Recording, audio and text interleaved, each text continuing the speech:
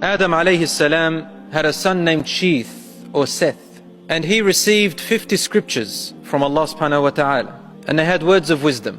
So the guidance of Allah subhanahu wa ta'ala remained coming down with words of wisdom, words of advice, from the moment Adam alayhi salam came onto earth. And we mentioned last week that after the incident between Qabil and Habil, where his brother killed him, Qabil killed Habil, Qabil had a progeny, children afterwards, and they lived in the mountains. And there was a rule that the people of the land are not allowed to mix with the people of the mountains. And it was said that the women of the land were attractive, whereas their men weren't. And the men of the mountains were attractive, whereas their women weren't. And one day Iblis carved out or made a flute made out of iron or made out of steel when he worked for this blacksmith, posing himself as a young man, as an apprentice. And with that flute, it gathered a mixing between the people of the mountain and the people of the land, and they called it a day of celebration. And the men and the women began to intermingle, and through the music and the getting together in such a fashion, it resulted in the natural and biological interactions, reactions inside the man and the woman,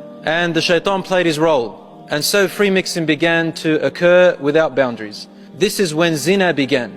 This is when adultery and fornication began, slowly but surely, with the introduction of this first flute and music, which called for a celebration between men and women gathering and dancing, and over time zina was carried out.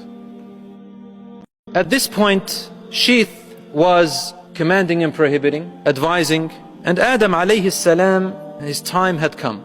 And when his time came at the age of about 1,000 years, Adam alayhi salam, his soul was taken by the angel of death. After Adam alayhi salam, Sheeth lived on for a few more decades.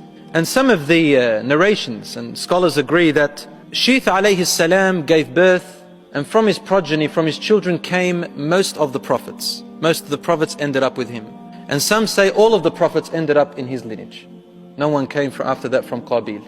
No prophets, no messengers, but from Sheeth, who was from the son of Adam alayhi salam and Hawa.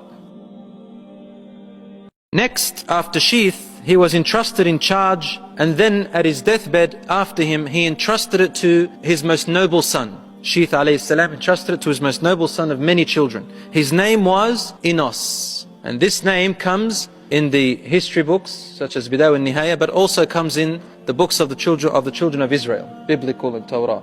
His name was Enos, who carried out his mission after him. Then after him, his son Canaan, and then his son Muhallalal took the charge of the mission. Muhallalal is the one whom Persians, they claim to be the king of the 7 regions. This is another biblical notion. It says that he was the first to cut trees, build cities and big castles. It says that he built the city of Babylon in Iraq today, Babylonia. And they say he had a splendid crown, and his rule lasted for about 40 years after his last father. Now this is something true. After him came a son named, as the biblical terms also quote him, as Jared, who took charge of his mission. And here the Quran, the next man or the son that came after him, the Quran mentions him. His name is Idris alayhi salam. In biblical terms, ancient names, he was called Enoch. And his name in the Quran came as Idris. Both are correct. Enoch, translated in the Quran as Idris in Arabic, Idris alayhi salam.